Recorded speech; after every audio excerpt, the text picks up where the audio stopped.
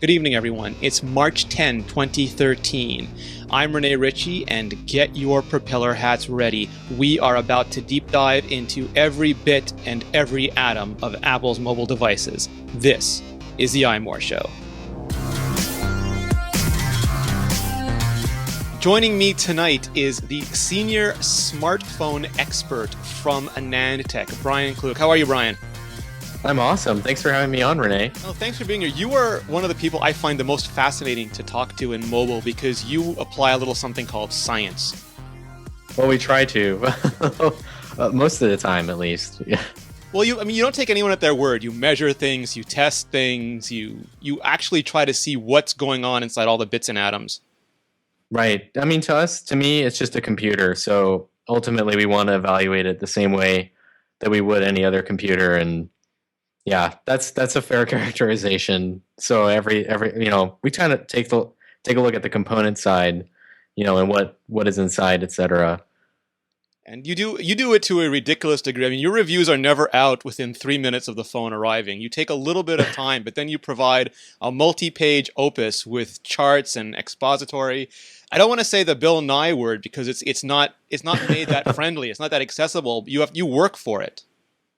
Right. You're being generous by it's not out in 3 hours because it is definitely sometimes like just months. But that's the thing. A lot of people get review units, and the review is literally out. It's the minute the embargo ends.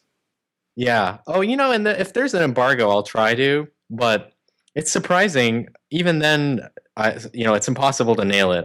I shoot for like a week. Yeah. If you want to do it right, for me, it takes like a week.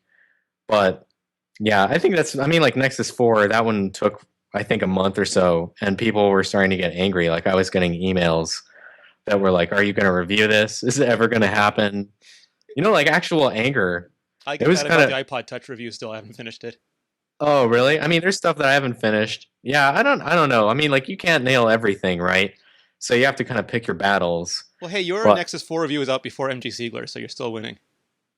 Oh, that's true. That's true. Although I guess like wasn't part of his thing like availability, or he didn't get it in time, or maybe.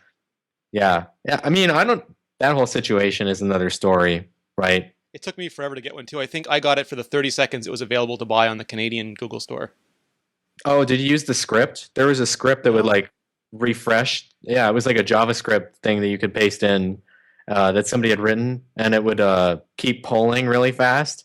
So I did this for some of my friends, and we all got Nexus 4s. Like there was no problem. But you had to use the script. I just used Phil Nickinson. He said, "Go now!" And I went and got it. Oh, that's awesome. That's awesome. Yeah, somehow I've gotten like 3 of them. Oh, nice. I don't know how. Like I had the review unit, which has gone back, and then I bought one, and then I bought another one for a friend. But I only use the one anymore. Okay. But I don't know. So that review took months. One of the things, it was actually serendipitous that happened, is I saw you on Twitter for a while now talking about the Apple TV refresh. Apple didn't announce a new Apple TV, but they put out a slightly modified version. And tonight, Mac Rumors cracked it open, and silkscreened on the chip is not A5X, which some people thought it might be, but it's A5. And you sound like you're really interested in actually getting some X-rays of that chip. Right. So, I mean, the story there was kind of weird because I mean, you saw that they made a new model, and everybody was like, "Well, what's different?" And then it kind of started in a weird way with people saying that the size of the box was different, even though what the FCC is caring about is the part of the piece of plastic that the label is printed on. Yes. So it like snaps on over this thing. So really, it was like 2 millimeters too thin because of the sides. Yeah. But then there was some question about like what's different. And actually, it was Matt Panzarino. I can't pronounce from the Next Web. I can't pronounce his last name. Panzarino. I'm terrible. Panzarino. You Panzarino. can call him Panzer. Panzer. Yeah. Panzer for short. Was like, hey, what's different? And then I think there was something else I was working on at the time. It was like the 4S. Do you remember the 4S had that weird radio issue? Yep. They were like, something's going on that's weird. I was trying to figure out what is it, and so I wasn't paying attention to Apple TV. But then I finally grabbed the firmware and took it apart, and then you could see it was a different SoC, and it was the same number as the A5X, but just with an A tacked on. So then everybody assumed, I guess I assumed that it would be an A5X derivative with just, a process change or some difference. And yeah, that photo is interesting. Of course, they can silk screen on whatever they want. And, to me, that's the more important lesson here, is that really Apple can put whatever they want on the box. They could call it a You know, B10 if they wanted to.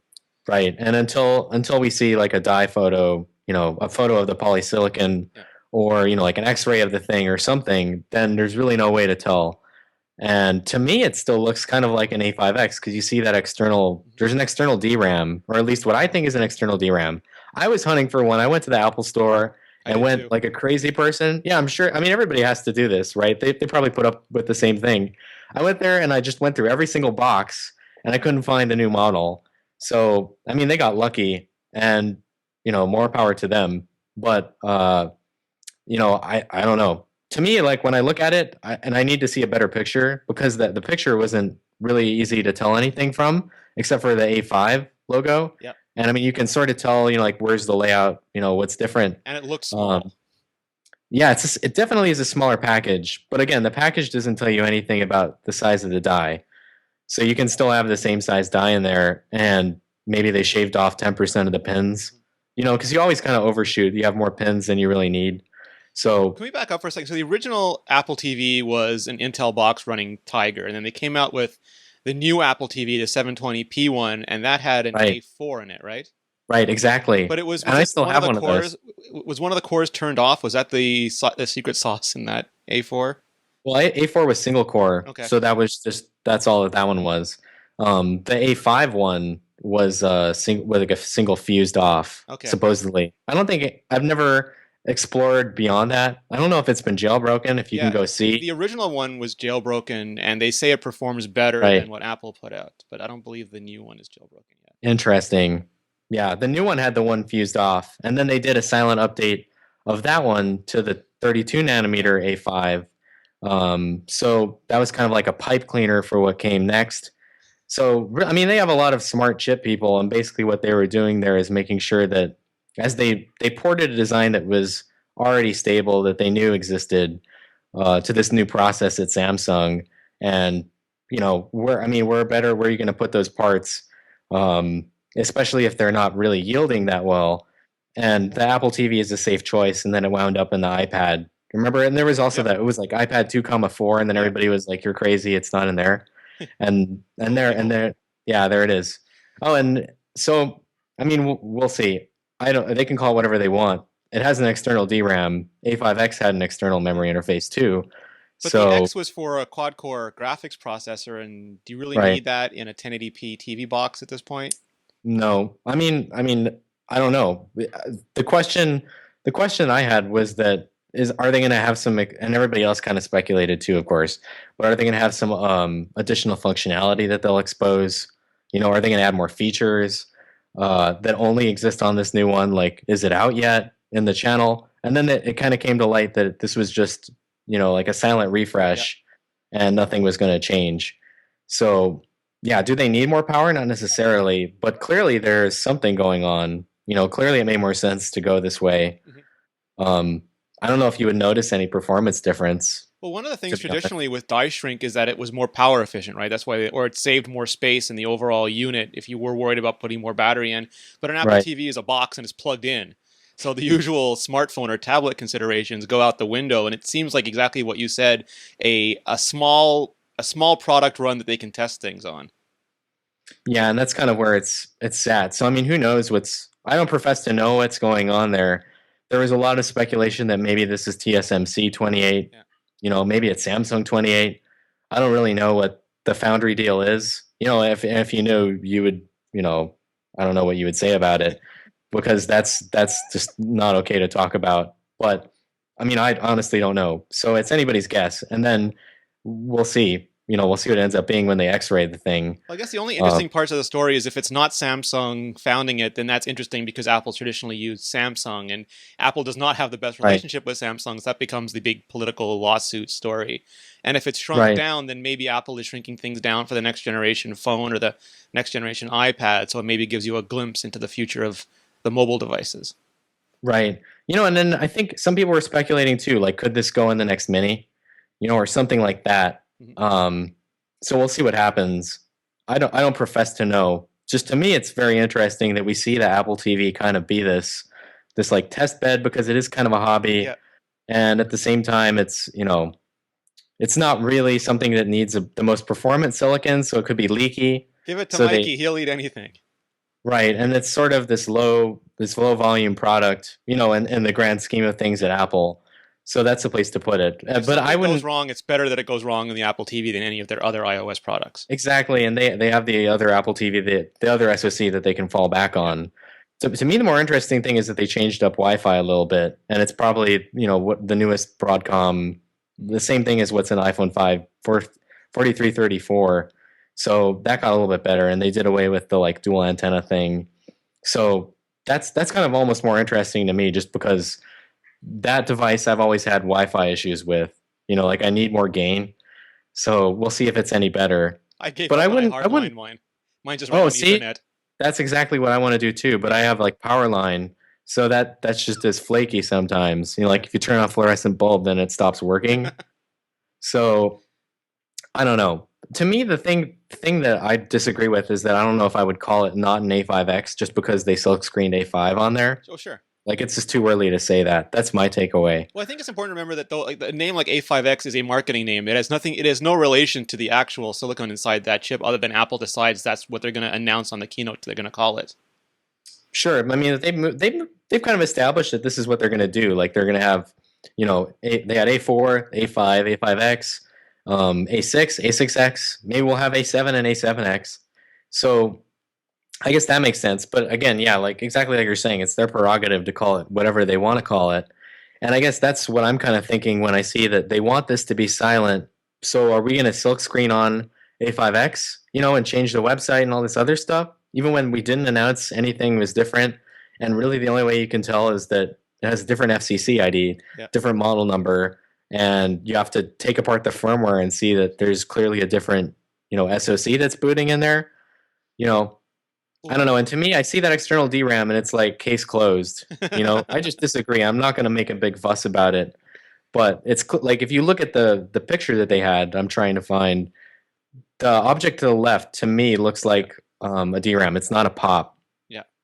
So there are more packages on there, and I don't know. To me, that's A5X territory because the A5X, like you were saying, it was quad-core graphics, and then also, we need to have this big external memory interface because that's the only way to drive Retina.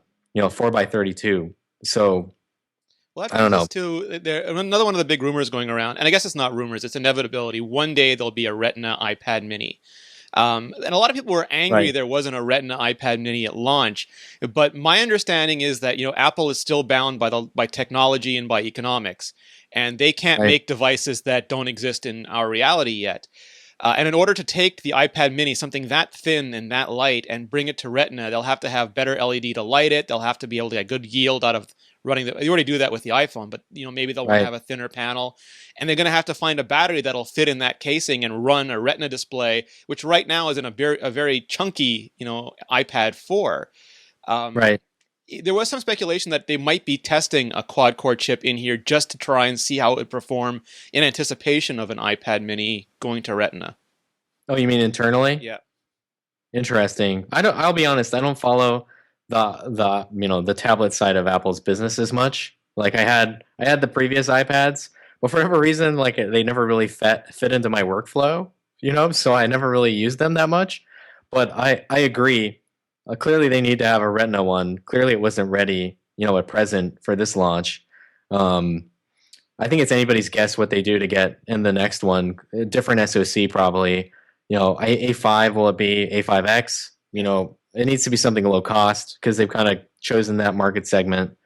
For Um, an iPad I don't. Mini-like device, would it make, and this is all theoretical, would it make more sense to Sure. have a die-shrunk A5X or just go with the A6X because they already have that in production? See, I think that's a big question. I don't know. It's like whatever the economy is that they're going for, they're going to go that way, and it depends on the launch too, of course. What they sort of have yielding really well, where they're going to move the high end, Yeah. and then what will follow will be sort of obvious from a perspective where you're looking back. um I don't know. I'm not going to speculate, to be honest. what it would be. I don't know. Well, that I mean, A5X personally, wasn't I on the guess I market. did A5X, Yeah. the die shrunk A5X. I guess I sort of did in the piece that we wrote about for the Apple TV thing. I said like that could obviously maybe be in the next mini. Well, the You know, A5X wasn't on the market for long. They introduced it with the iPad 3, and then 6 months later, ditched it for the iPad 4. And they improved the LTE yeah, chip. They improved. They went to the yeah, A6X. So that chip had such a short life that I'm wondering what they would keep it around for. Is it cheaper to make? Is it the right. AK-47 approach? It's just reliable. So I mean, the A5X originally was 45 nanometer, Yeah, so it was yielding really well, because but it was everything hot was, and it was a like beast. you can still get 45, right? And that was why it was warm. Yeah, So then they quickly moved to 32 for everything, and maybe now that if A5X is indeed 32 in this newer vision, then maybe it becomes advantageous to move. If you want to move Samsung wafers into and get that volume, this is a way to do it. And it just depends. I mean, we'll see. That's why, again, it's really contingent on what what the A5X or A5 or whatever yeah. you want to call it in the new Apple TV ends up being in terms of process geometry, in terms of where it's being made. It could be But some I weird mean, tweener chip, yeah, I right? mean, it's anybody's guess. I really don't know, to be honest. Uh, but I would suspect that it would be something lower cost. So maybe the A5X die shrinked version would make sense. Yeah. But then again, if we're talking about a launch that's further out here, it could be A6X. Well, my That understanding just is seems that overpowering. we heard that there's going to be more iPads in April, but it sounds like the Retina iPad is still quite a ways away because all that stuff has to work, and they can't put out an iPad Mini that's more expensive, and they can't put out one that has lower battery life. Right. And right now, it takes a Yeah. package the Right. size of the iPad 4 to get all those things, and it's non-trivial. Small things don't always cost less, right? That's the Yes. lesson of electronics. And we were Right. talking before the show about battery life, and the same Matthew Panzerino had an excellent article about battery life still being the bottleneck for a lot of the Yeah. technology that we enjoy.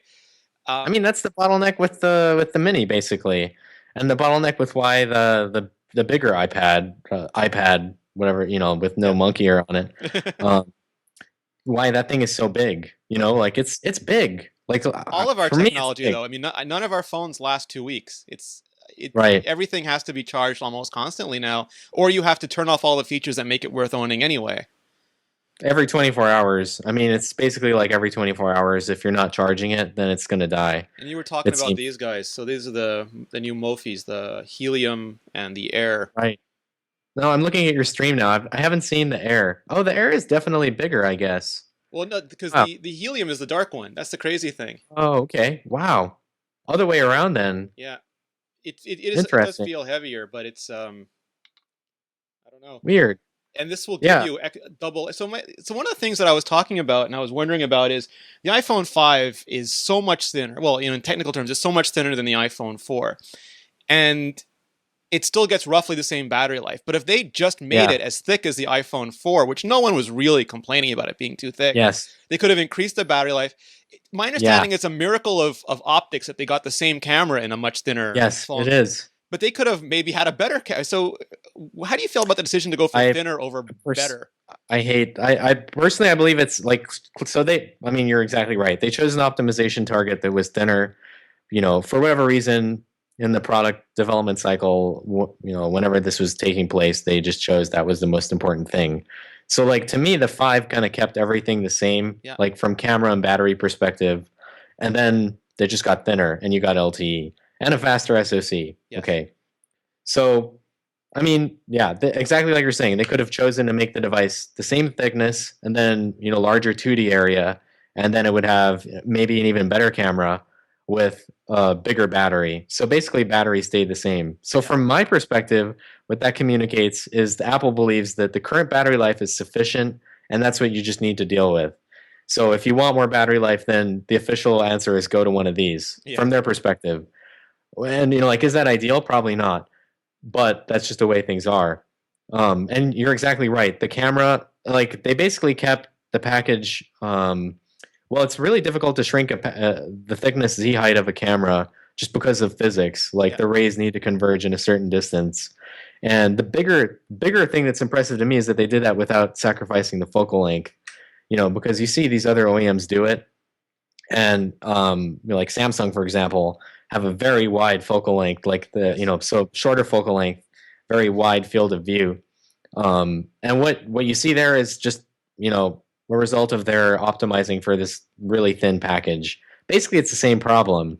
So if nice thing about the iPhone 5 camera that I think a lot of people notice, maybe subconsciously, not necessarily directly, unless you're like an avid photographer or you're really paying attention, is that they've kept the focal length almost the same the whole time, and it's definitely longer than everybody else's. Like it's pretty, it's a smaller field of view, and I think there's a big discussion among all the handset OEMs, maybe not a discussion, but competition for what the right focal length is. And personally, I've kind of said I want it to be between 35 and 50, and that's perfect. And you see people shipping things that are like 28. I think Samsung is like 20s, low 20s. So, anyways, that's a big thing. And if you had if you made the phone thicker, then you could have had a better camera with even longer focal length, right? And so that's an And what's the optimization benefit of choice. long focal length in a camera phone? To me, there's just less distortion. Like at the very edges, there's less distortion. And 28 is super wide. Like I don't know what you shoot with most of the time, but I'm like 35, 50. Yeah, I have In my 50 between is my there. favorite. Right. So why would you not want, why would you not want a smartphone to be sort of the same? And I think, people aren't really necessarily aware of that because the crop factor makes it difficult to think about, because it's sort of like an alien number that doesn't get exposed unless you look in EXIF. Yeah. You really don't know what it is. And in that regard, it's not something people pay attention to. But I think people sort of notice it when you hear that the camera is better. Like there are so many different features that contribute to that. I mean, and we're talking about thickness, but that's a big, big thing that sort of keeps, being the thing that everybody butts up against. Yep. Because you can fill the rest of the device with battery pretty easily. You can fill the rest of the device with a PCB pretty easily. But if you're constrained by camera, if you want to go much thinner, and they did that thing where they basically shoved it in the top, away from the PCB, Yep. Away from everything else, which is the right way to go. And people notice this when you're like talking to somebody that's designing it, but I mean, they go right against the glass on this side. So, if you're another designer, like the HTCs of the world, there's really no way to get that equivalent thickness unless you do something like that. And that's why it has this huge, like bezel at the top. Yeah. Because otherwise you're against the display. So what do you do? I mean, there's all these great technical questions and everybody's kind of fighting the same battle. I agree with you personally. I would rather have a thicker phone. Does it need to be so thin? I don't know. Like, why? I don't understand why we Look need at to the make iPod that. Touch. I'm afraid of snapping it in half every time I pick it up. Right. Like personally, I don't understand why we need to go way thinner. Like, I would rather see a device that's maybe a little bit thicker, but prioritizes battery. Like, clearly there's a market for it. I That's just me Well, because I don't think Phil always these talks things about are the so Razr big. Max, right? Which Motorola put out a Yeah. Max Hey, version. I have the Razr Max here. Like I was gonna loan it to a friend because he's like, he's on a Bionic, and he's like, the battery life isn't as good as what I would like. Yeah. And so I was like, I realized I still have the Razr Max sitting around. So, I mean, this is a device that clearly sold a lot just because it had the battery. And it's like 3,000 mAh the battery, something like that. Yeah, I don't remember. I never think in milliamp hours. I always think in watt hours. So when everybody's always quoting these numbers, I'm like, I have no idea what you're talking about. It's a big battery. Like, yeah, it's a big It's like double. And to me, the problem with these battery cases is they make everything that much bigger, and you also incur the overhead of the fact that when you're charging the battery like this, it's not like you get 1-to-1. Yeah. So you lose current just by charging the battery. So, like, why do I want that when I can just have a larger battery? Yeah, absolutely. You know what I'm saying? Like, you're using a battery to charge another battery, so you just lose a percentage in the process that gets converted to heat. Mhm. So, I don't understand. Like, clearly people are willing to go to this, like things like this that are huge, but like at the same time they're not willing to buy a device this big, or maybe they are, but there's no market for it. Like something doesn't add up. Well, there's some rumors. So I don't let's know what talk a it little bit is. about the rumors because you can apply some like I said science to these rumors. There's rumors that the iPhone 5S will again be the S model. There was the 3GS, the 4S, Right, which was the same casing, new guts, better camera. Given the right, thinness they've gone to, like when you look at an SLR lens, those things are huge. Trying to cram glass into these tiny little packages. Again, to me, right, it's a miracle of engineering. It must take them forever to do it, and they must feel that thinness is so important that they need to spend right. all that time making cameras that thin. But realistically, how good a camera can you get into something that thin? You mean the same Yeah. thickness or bigger? I Well, if they mean, stick with the same casing, how much could they oh, progress that camera? I mean, who knows? It's a matter of how much money you want to throw at it. That's the thing. If you want to throw lots of money at it, you could put like diamonds in there, right? And then it would be magical. But I mean, even then, there are laws of physics. So Yeah. to me, the problem is that uh, the pixels are really small. So even if you had a diffraction limited system with the same performance characteristics, you can never resolve pixels that small. Yeah. So to me, that's just like I'm just wasting time to begin with. Uh, I would rather see a faster aperture. Right now it's Yeah. f2.4, which is good.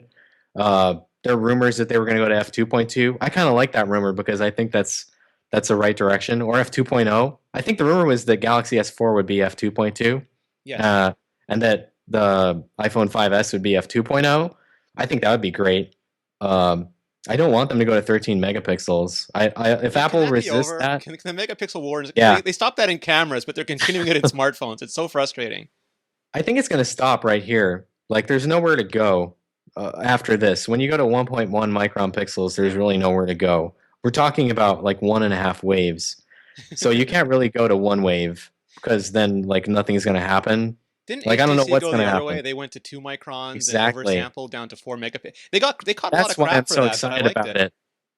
it. I'm super excited about that camera just because that's the right direction to go. It's an impossible marketing message, which isn't my problem, thankfully. But that's absolutely the right way to go, because megapixels is all we've ever exposed to consumers. Yeah. And, if Apple sticks at 8, they're going to have a marketing battle too. Is it going to be as hard? No. Are they going to probably deliver the right message? Yes. Will it be a positive thing for the industry? I think so, because then it'll be more marketable to go and stay at 8, and 1.4 micron pixels. Of course, you can ship 1.1 micron pixels at 8 megapixels too, and that gets you thinner. Again, the real battle here is thickness. Yeah. Like Nexus 4 Optimus G, their 1.1 micron 8 megapixel version is 8 megapixel because then you have a smaller area. And if you just think about like the rays converging onto this plane, uh, you have a smaller thickness because it's a smaller area. So that's what they did. So really, it's the same battle. And if you want to spend Z height, fine, then you can have the best camera in the world, but you're gonna have a big bump. Well, the Nokia 920 is a thick camera, but it's got optical Right. image stabilization, and I I guess it depends on what I'm you not prefer in a actually a huge. camera. But I'm no, not. I'm not a huge fan of the 920, to be honest. it I don't know why. To me, it misses focus a lot. it specializes in one specific area of taking photos, sometimes at the expense of others, often Right. at the That's expense of others. that's a. Yeah, I mean, I still have one. I haven't really finished the review for that thing, which is another like everybody just emails really angrily. Um, But the but HTC One has the OIS too, I think, right? That's exactly, in fact, they say that theirs is better. I don't know what sampling rate the 920 uses, but they say with the one that it's 2 kilohertz. so oversampling means that they actually have. I don't know how to well agree. They have more megapixels, but they use them rather to capture more image, and then they present. They sample more pixels than they ultimately present in the image. So let me back up for a second. So Yeah, so cameras the used to go one crazy. actually doesn't oversample. The one is just natively 4 megapixels. Okay. Like you have huge pixels. Okay, that's They're right. they're like they're 2.0 microns square. But in Well, the they're old days, 2.0 microns in X and Y. So the cameras had this megapixel race, and they would just cut the sensor into smaller and smaller amounts to get more and more pixels. And I liked right, Apple's keynote when Steve Jobs went up there and he said, "It's not about megapixels; it's about photons." It was almost like the professor talking to Marty in Back to the yes, it Future. is It's photons, Marty. We're collecting exactly. photons, and the bigger the sensor, and I guess the smaller the less you cut up the sensor, the more light you pull in, right? Yeah, it's ultimately a battle of signal to noise ratio. And in this case, the like people talk about sensor size. Well, sensor size is pretty much the same for all these cameras, like 1/3 inches, 1/1 over 3.2. You see people do 1/4, like the 8 megapixel 1.1 micron case. But yeah, the pixel size is kind of split into these three different camps. Okay. And you see like the 1.1 being the flavor du jour now, 1.4, which is what's in the 5 and was in the 4S, 8 megapixels, 1.65 before that, and then previously you had something around 2.2. So we've kind of marched down this like square root 2 thing. We've kind of marched down, like if you look at it in terms of waves, it's gone from like 2.5 to 1.5. Yeah. Now there's nowhere really to go. We can go to 1 maybe. Um, but yeah, it's all about how much light you're going to collect. And for me, the big thing is the resolution that you're sacrificing or you're trading off for better sensitivity and better gain and better signal to noise ratio and these low light characteristics Mm-hmm. is resolution that you couldn't resolve anyways. Yes. Right. So like I made this graph for the frequencies presentation that I did. There was an industry event, and they asked me to talk about just like camera optics, just in general. So I was like, yes, I'll just talk, and I published the graphs from that. And what I talked about there is that really we're oversampling to begin with. Like, there's no way you can resolve a spot that's 1.1 microns small. So to say that we're getting 13 megapixels of resolution is just kind of a lie to begin with, right? I mean, it is a lie. It's just a well-told lie. Like, it's marketable. It's a marketable lie. Yeah, because people like big numbers, right? The big numbers are sexy. Right. It's clearly better because it's more. So More GBs, more Wi-Fi's. right. But so do we really need that resolution when you're going to share the picture on Twitter or Instagram, which is like 600 pixels wide anyways, or Facebook, which has like tons of compression to begin with? It's kind of a rhetorical question. You probably don't. Does anybody print things anymore? I don't print things anymore. You can still print things okay at a certain size. The reason we always had these really high megapixels is that, it was a fixed focus camera. You would want to do digital zoom. So which brings me back to, I want a longer focal length, like the real thing. I'm never going to use digital zoom. Like, just give me a longer focal length. It's interesting how there's like this weird circle of like we're going to mitigate this problem with this, Yeah. and then that problem with that, and then we're just at this point where it's like we don't know what's going on anymore. That's to me what it looks like. Do you like the But optical image stabilization? Do you think that is more oh fashionable yeah, long term? oh that's definitely long term. Okay. Absolutely, yeah, definitely. So that's when you float the lens, right? So that it's not as subject to Right, shaking, and then you can keep the aperture open longer, and again get more photons in. right. So you just increase your exposure time, Yeah. and then you hope then with OIS you get less shake during that integration time. So it doesn't help you with moving objects. Mm-hmm. Like if you have somebody moving or a car or like sports or, like the subject is moving, then you're not going to get any advantage out of having OIS, other than the fact that the frame will be in the same spot. But for stationary objects, then it's a big help because you can take your picture longer basically, and there'll be less blur. And that's definitely the right way to go, not just for photos, but also video, Yeah. just because, it's hard to hold a smartphone like steady unless you're using like a mount or a grip or something. And really in that case, optical image stabilization benefit is that you don't see everything moving when you filter out the high frequency stuff. It's like the fast little shakes Yeah. get filtered out. The low frequency movement doesn't get filtered out. So if you're still like panning around slowly, that's going to stay there. But the high frequency stuff is gone. And there's already EIS, like Apple's talked Yes. about EIS. It's kind of like something everybody has. They just talked about it. And does the OIS help you with low light because you can collect Oh more yeah, light? Yeah. exactly. You're just integrating longer. So they've kind of done both things. They've gone to bigger pixels so that each pixel collects more light, and they've also gone to OIS just so that they have the ability to shoot even longer exposures. And then I guess the third thing is that they've been f2.0 since the 1x. Yes. So they've been there for a long time, like a full stop faster than Samsung, which was like f2.7, which is kind of like ridiculous to me. But for like whatever reason, nobody talks about that. I I didn't don't buy know. the Galaxy Nexus just because of the camera. Yeah, Oh, well, the Galaxy S. Sorry, the Nexus was Galaxy S. something else. Yeah, Galaxy Nexus is a different atrocity. But Yeah. I mean, Nexus and camera imaging have never gone hand in hand. That's just to be honest. You know, when I see comments that like we're gonna take it seriously, like I've heard that refrain Yeah, they have to prove every it year anyway. now. Yeah, every year now that's been the Yeah. refrain. So like, who knows? Well, I don't know what that means. No, no, they But have to prove it. They have to actually ship one with the best camera in the business for at least as long as it is fresh on the shelf. Then I'll right, believe it. right. Oh, absolutely. Yeah. I mean, I mean, we'll see. Like maybe it'll be F2.2, maybe it won't. But in terms of the one, what they did is they kind of like took all those things and inherited it. So I would love. I don't know if the 5S would necessarily have OIS. I haven't seen that rumor, but that would be awesome. I mean, obviously that would be great. I believe the F2.0 thing.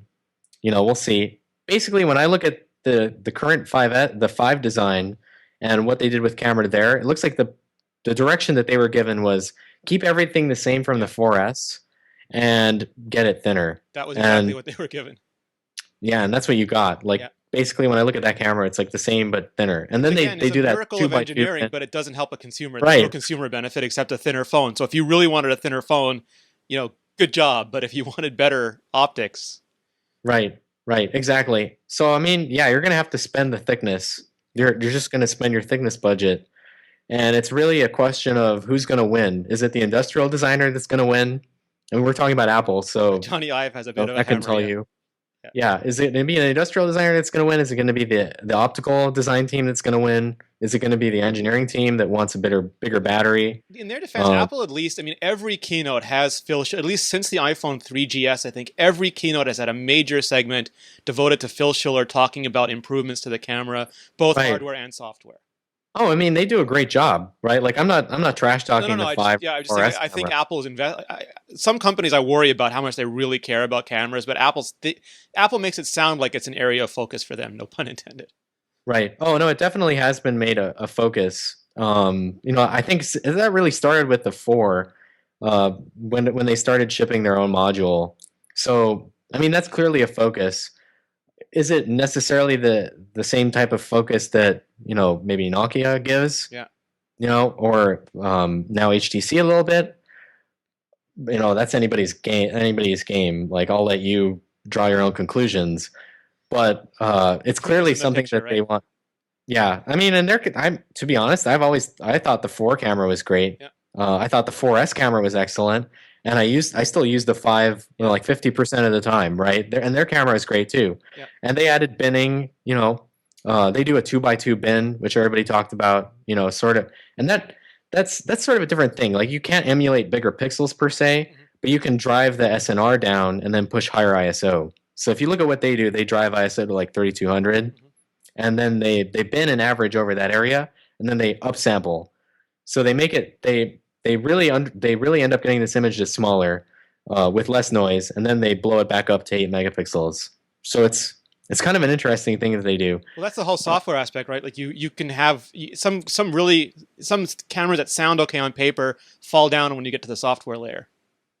Right. I mean, that's the whole imaging chain. Like you can have the best optics in the world that you spent, you know, like $30 a bomb on, Yes. you know, or 40 or 50, like just ridiculous sums of money, and then have the worst ISP ever, you know, or like terrible camera software that nobody can control anything with, and then you end up with garbage. So really, there's this multiplicative effect as you move through the imaging chain, and like if one of those things is off, then you're Yeah. screwed, and it's really easy to blow it. You know, like in tuning, and you know, marrying the right ISP to the right sensor. Yeah. Um, you know, like again, this is a complex problem. Yeah, and to their credit, yeah, like the performance is the same, so that's good. You know, again, that doesn't Great really, job. Yeah. that's nothing that, you know, like it's awesome for us Yeah. to talk about. It's not necessarily awesome for like their marketing team. That was the iPhone. Not that they need any help, you know, No, but but that was the iPhone 5 in general, is that they literally rebuilt that thing from the atom, and it's basically machinist porn. If you ask any machinist to look at those videos and tell you what they think, their mind is blown. But at the end of the day, a lot of people looked at it and said, it's still a rounded rectangle. And that was the opposite end of right, the takeaway. right. I Completely mean, new to me, phone, look the same. it's an awesome design. Like it's all metal, um, actively tuned antennas. Mhm. You know, new SoC that's their own CPU. I mean, there's a lot of cool stuff in there. I don't know why. And LTE, like again, LTE just period, that sells it. Um, but of course, like there are going to be people who are like, I don't understand what's different. But there's always going to be those people. So maybe they don't buy the highest end product, they buy something else. Yeah, which Um, is a whole other, average sale price discussion. right, right. I I don't guess know. I want to find that Apple TV though. That's what I keep thinking about. I keep looking for it, but I can't find it. And I want to take it apart and see my what's in there. understanding is that the stores are trying to blow out all their existing content all the existing inventory before they put the Oh, new ones on really? the shelves. Yeah. So there might be Really? individual stores where they've sold a lot of them or where they Right. just didn't care and put them up. But my understanding is they want to blow out the previous stock before they put the new ones on the shelf. Right. So they just got lucky, Yeah. which is always the like Or just you know it's somebody, because if they're sitting in the back and you know somebody, maybe they'll get the new yeah. one for you. Oh, believe me, I've asked, but like I don't think they're moving that fast. No. Like when I was going through all of them, they were literally restocking the shelf, and I was just like pulling them all out, which of course was like horrible, like horrified the other person. Then I'm just like making a pile of like Apple TVs that they've just carefully stacked up, which is like if you've worked in retail, Yes. like The that's like nightmare the most customer. annoying thing ever. And I'm like, oh, it's okay. I work on the internet. I'm just digging through your stock to find this model number, and they're like, we don't know what you're talking about. Like, please leave. You know. There's a couple other things I wanted But to touch on with you yeah, while you're here. So the other big rumor, and I haven't heard this yet, but there's an analyst who's been fairly reliable in the past who says that they're going to be integrating fingerprint scanners into the home button. And I keep right. thinking about this, and I I'm keep trying. hearing that too. That one. I'm not sure. Would it be optical? Would you have to some way? Because optics and colored glass have never really worked well together. Would it be in Right. the home button underneath it? Would it be a new capacitive layer? It sounds technologically, it sounds interesting to me. Right. So some of them can be optical, where you just look at an image. Yeah. There are others that can just be capacitive. And I would probably buy that it would be capacitive. I feel like that rumor's been out for so long now, and I was kind of expecting it to happen. Well, they bought that company, right? They bought the company that Yeah, does scan. everybody was like, well, and then remember the big thing was like we're going to improve the home button so that it doesn't like randomly break after 6 months. Well, they did. The iPhone 5's You home know? button mechanism is Yeah. much better than the 4S. But then everybody was like, oh, well, it's gonna like they're just gonna take advantage of the fact that they're changing everything, which would make sense Yeah. to just go all the way. Like, let's just do it right, and then we'll sell this thing, for like 2 years with the right system, and then integrate. I like personally, I don't see that it would be impossible. Again, it's a matter of thickness. The The Atrix did it, capacitive right? Is that sensors aren't that thick. Yeah, the and they Atrix had did it? basically what they have is a little scan line, and you scan your finger over it, Mhm. and that's a capacitive system. And those are pretty common. There's nothing that crazy going on there. Uh, so would I buy that? Sure. Would I buy that it's like a big 2D array? Probably No. not.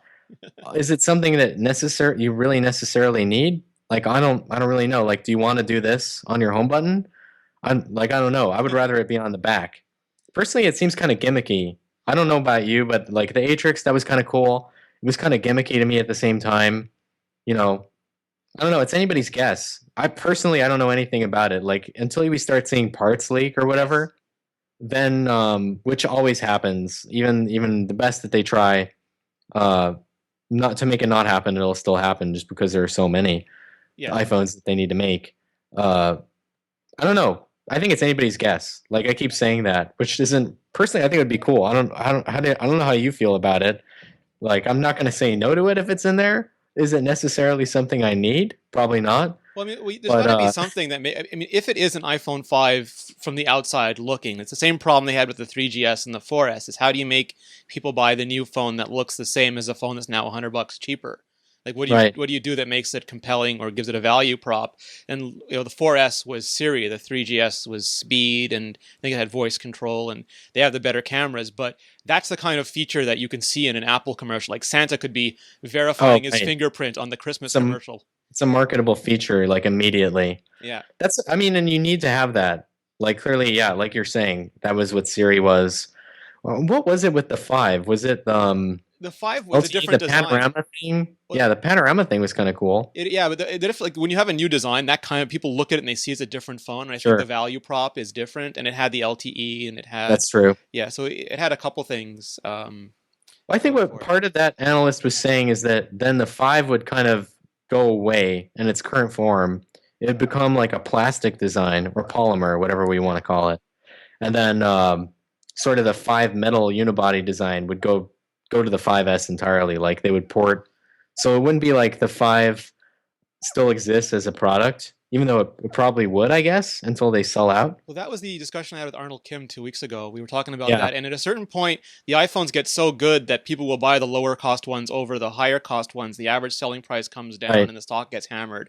So, can you make it for? They've had cheaper phones. My understanding is they've had cheaper phones for years, and they haven't released them because they dropped the yeah, price of the previous gen. And they could decide to release it one for like low cost markets like China Mobile because that's a huge market that won't right, support premium iPhones, but two, so that there's a real distinction between low cost iPhones and high cost ones. Because as much as people will buy the lower cost ones, some people want premium products, and it's an easier decision to get the 5S over whatever right, the 5 was. right. I totally agree. I mean, and personally, I never quite understood people who were like, "I'm going to buy the 4 when the 5 is out." You know, I just don't understand. Like, again, I don't have to understand because I'm not selling the thing. But to me, I would rather have you could have a better performing product in the same price point with better hardware. When it's TCO Um, over a 2-year contract. yes, right, Yeah. right. No, and I understand that. But when I look at what other OEMs do with different, like they refresh the Yes. whole lineup, and then everything gets better, as opposed to like we're selling it something that's basically 2 years old. It I would is a way rather for Apple to get to enjoy better economies of scale, because when you've been making these products for 2 years, they become sure. much cheaper on the bill of materials. There's a long tail. They clearly have a really, Yeah. really long tail. And then they do that thing where again everything sort of makes its way into other products. Yeah. Like the what is it? The 4 camera module is in one of the iPads. And So I mean, the you see iPod that Touch too. happen. Right, exactly. Same exact thing. Yeah. So I And the mean that screen from makes the sense. 3GS is now on the iPad Mini. Right, right, basically. They just got Although, it yeah, better. 3GS screen was horrible. I don't, like to me personally, I never liked that screen. Like there were better DPI screens all that time. Yeah, what do you think You know? about? I mean, because Apple they were one of the earliest to go Retina, and now you've got Yeah. HTC doing 1080p, and I guess presumably Samsung, Right. and Apple's going to be at Retina. Do you think they need to go at three Right. to 3x to 4x? Is there pressure Oh on them no, with I don't think screens? so. I don't think so. Well, what's funny is that Apple gets a lot of credit for going Retina, Hmm. but there were previous phones that were also very high Yeah. DPI. Like if you look at the Touch Pro, that was like I think almost 300 PPI, and that's like same time the 3G was out, 3G, 3GS, that window there. Well, that was So, after. I mean, like there was a lot of Android phones. I think that were at 800 by something as well all right, in that yeah, period. WVGA, Yeah. like right, we're still at like whatever. So, but again, they were the kind of the first to go to like this is probably all you need. Yeah. And to their credit, it does make sense. Like there is sound science behind like 1 arc minute, which is what their target is basically being the human eye resolution, which it is. Like that course that just did. Period. There was a lot of discussion around that, which I found hilarious because like I'm an optical engineer, Yes. so there's no discussion. Like 1 arc minute is the number like I was just taught. Period. And that's 2020. Like, is it perfect vision? No. That's like 0.75 arc minutes, but is it the number you're told to design to? Yeah. Yes. So are you going to design to it? Yes. And then is that fine for a marketing message? Yeah. Absolutely. So do we need more than that? I don't really think so.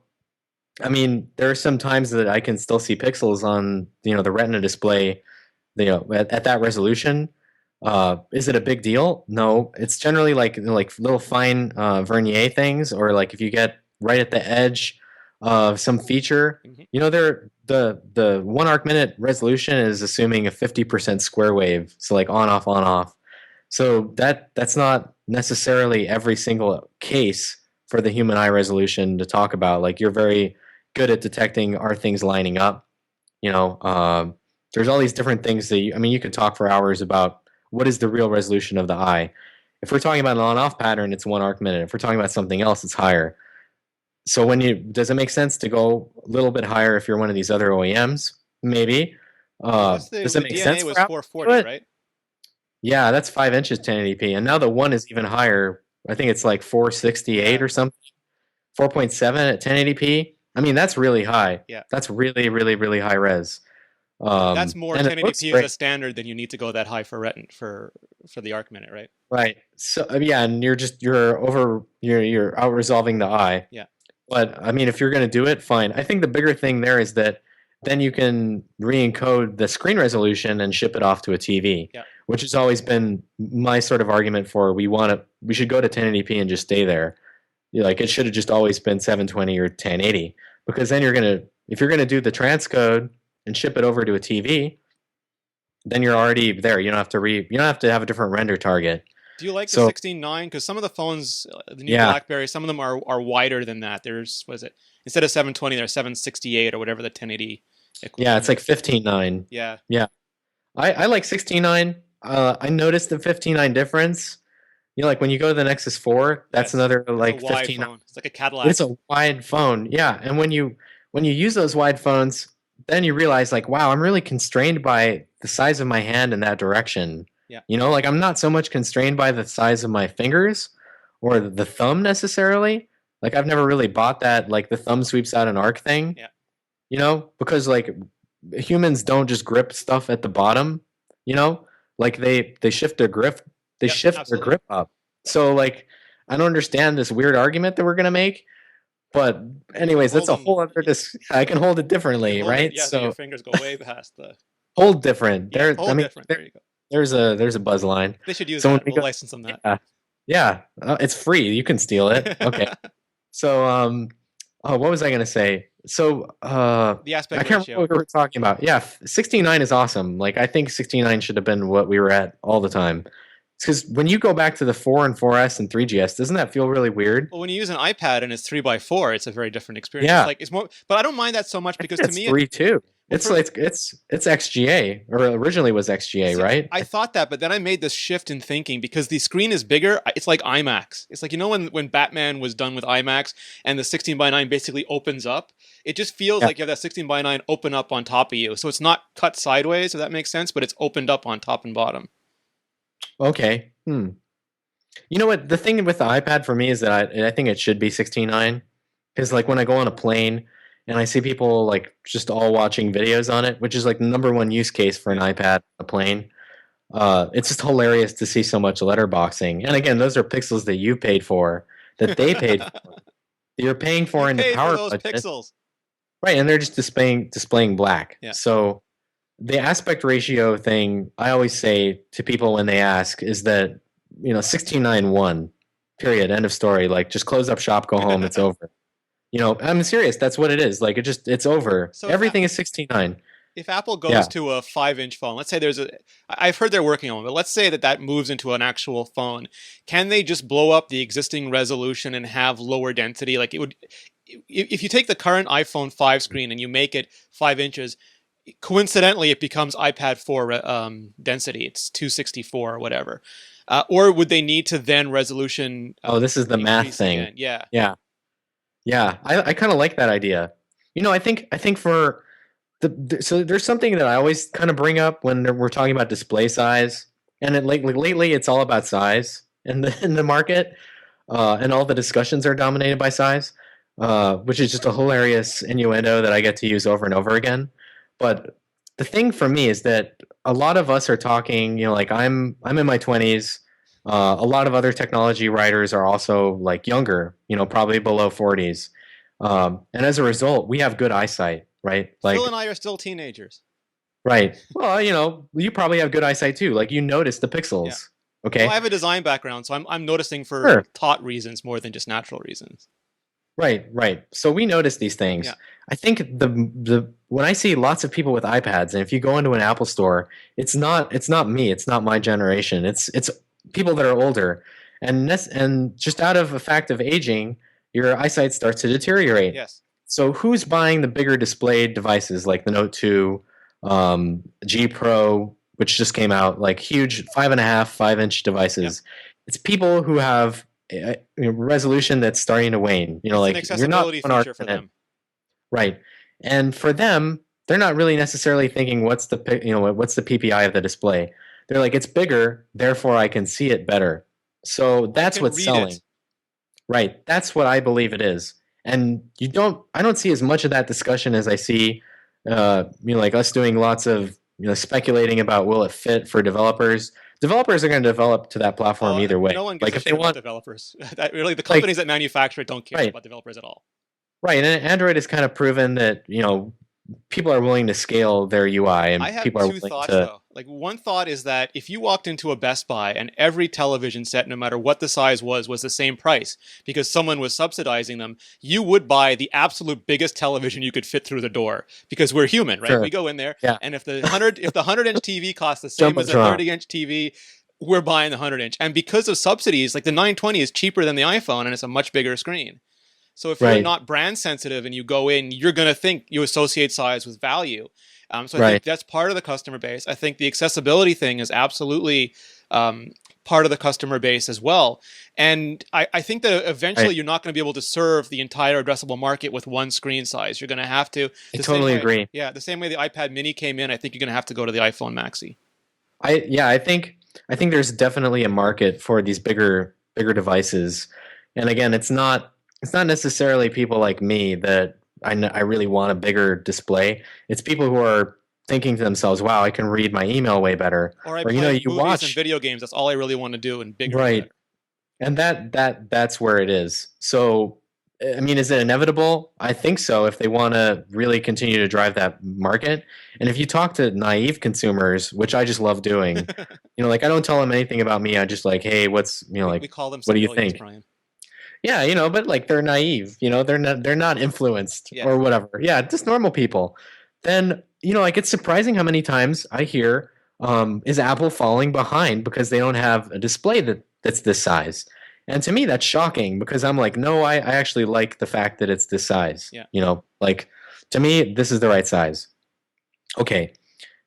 But to them, the perception is because it's not huge, and I see the Note 2 advertised on TV, like they're falling behind, which is just shocking, right? So I think that clearly Apple must feel the same way, It right? must Like kill them that they're told they're not innovative by not copying old right, features.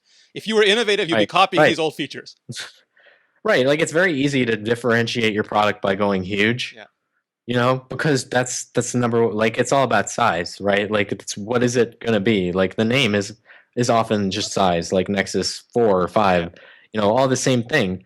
Uh, so I think that there is a case for that's the only way to go if you want to keep differentiating. The difficulty is that then Apple's going to have all these products, and they've traditionally had, like this is the high end, this is the low end. Are they really going to do like we have high end, we have low end, and we also have like huge, and then we've got the Well, iPad like mini and huge? and they do that in That's where I start computers, to get right? worried. Like you have the 11-inch and 13-inch Air, you have the 13 and 15-inch MacBook Pro because the 17-inch went away. So it seems like for Right? Apple, at least two sizes. And the other thing is, like I like the panel in the iPhone 5 a lot. I like the in-cell display. I Me mean, too. it has the tracking issues when you go horizontally sometimes, but I think it's a really good panel, and I think that they got bashed for the screen solely because of size and not Right. like we mentioned. You were talking about before the show OLED, and Tim Cook said that he Right. doesn't think it's good technology, and he got bashed It for that. isn't. But I agree, yeah. No, I don't think it. I don't think it is. Like you don't see anybody else using it, right? I mean, or if they do, it's like a one-off. Well, people have It's been not. told it's It's not good and the they majority. believed it, and now they're upset that they believed it and it really isn't living up to its promise. Right. Well, what's weird about that is that I feel like that promise was like Nexus One days. Yes. Back when that kind of started, and then Galaxy S, and then you saw HTC make some phones with it, Tiny and television then sets. right. You can't really scale that up very big, so you have that big problem with yields, and like as you start to go bigger, then your yielding becomes a bigger problem. And the Um, saturation and the blue pixel, and it's just, Yeah, see, that's the thing that's great about Apple displays that they actually calibrate them. yeah. Like they're just always sRGB, or like now they are. So you just know that you're getting something that's the right gamma. It's going to be sRGB pretty close. There's not going to be like a crazy white point. It's like close to 6500K. Yeah. I'm not asking for a lot, right? But when you see like 8,000, 9,000, and it's just really blue, is that necessarily good? No. Is 6,500 the best number in the world? Maybe not, but I mean that's what the temperature of the light is at noon when you go outside. So, is that white? I would say so. Like I want 6,500K. Like Absolutely.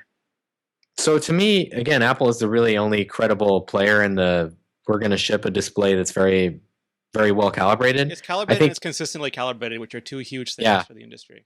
right. Although they sometimes have some drift, but again, it's like everybody's going to have drift. And there are other players that I've kind of talked to that might start doing it, but you're going to incur like a couple dollars per display, and that's asking a lot, really. Um, Well, that was the so I brouhaha don't know. last week, right? About the I'm not a fan of plastic casings, and there was that story Right, last week about Samsung and profit margins and making right. decisions on plastic, and also the Well, and they kinds of basically plastic. confirmed that it's plastic. Yeah, They basically said, "Hey, we're plastic." yeah. Like a week or two before we're going to announce the phone. I don't understand what that was. And when you see HTC's unibody, you see Apple's unibody, really high quality materials. I can feel the difference now. Yeah, It feels like one of my old Hasbro Transformer toys. right, right. No, I mean, clearly metal is something that like cavemen understood had value, and like it's solid, it's there, it's expensive. There are all these words like I don't necessarily know how to like convey No how one it's wants a better. plastic engagement ring. Yeah, of course, right? Like that's a good way of saying it too. Like there's just an implicit value attached to metal. And I do So think the cheaper phone might have plastic, and I think there's a place for those materials. I just think, with flagship phones, you want that right, feeling. I totally agree. And I mean we'll see what if there's going to be a polymer or plastic, whatever. Like plastic is a dirty word. You see everybody use polycarbonate. Nokia makes some Uh, nice plastics. I mean, yeah, yeah. Oh, polycarbonate. yeah, Excuse me. I'm sorry. Everybody's always really careful to say polycarbonate. Polycarbonate is plastic with a shave and a haircut. Plastic. Yeah, I always say polymer. Like because this is a thing in like arms manufacturing too, is that you can't say plastic, you say polymer. Yeah. So it's the same thing going on here. Is that it's like it's not plastic, it's polymer. Okay. Well, I mean, we'll see. Even if Apple makes, they're right. There's the right. What I want to say is there's a right way to make a plastic Yeah. phone. There's a way to make the fit and finish feel very good. The Like 3GS the wasn't One X bad was for a good. plastic Uh, phone. Yeah, the 3G One and X was good. 3GS was Yeah. pretty good too, Yeah, the right? One X was really good. So, I mean, the thing about Samsung phones, and I agree, I'm going to steal this from Chris Ziegler, is that they feel Samsung-y. Yes. They feel Samsung-y. And I don't know what type of plastic they're using, but it's just always the same. And as a result, that tends to not feel as valuable as, like a metal phone or like a well done, like bead blasted plastic Yeah. phone. And Which is interesting for, because Tim Cook said that Apple doesn't care about how cheap the phone is when you buy it. They care about how valuable it feels to you over months or years of owning it. oh, totally. Then they get that, and I think consumers get that too. When you go into the store and you like pick something up, what's it feel like? Which is just like night. And you read people's reviews. What do they talk about? Like I dedicate a page to what does it feel like, Yeah, and it's absolutely. entirely subjective, but it's a big differentiator. It's a device you Like have with you all day and probably use more than anything else in your life. right, it's in your pocket. You're gonna put it on a table in front of people.